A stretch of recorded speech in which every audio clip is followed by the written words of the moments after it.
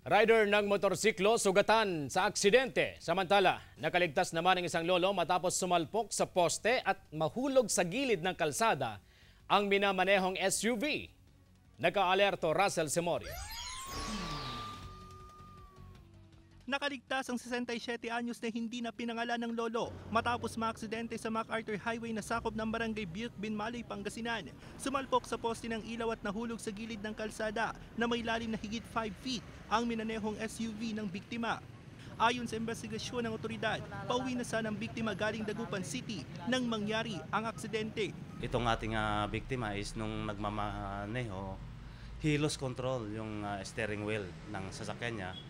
Then, allegedly, nung pagka-loss control nung steering wheel ng sasakyan niya, dire-diretso siya. Naging pahirapan ang paghila sa nahulog na SUV, samantala tumanggi ng magbigay ng anumang pahayag ang mga kaanak ng biktima. Sa bayan ng Malasiki, naaksidente rin ang isang rider ng motorsiklo sa barangay Tambak.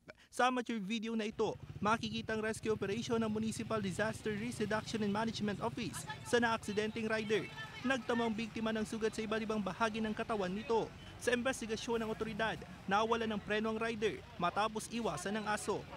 Lagi po tayo magsusuot ng helmet at mag-ingat po tayo. Dahan-dahan lang po sa pagpapatakbo. Russell Simorio, naghahatid ng Balitang Amyanan.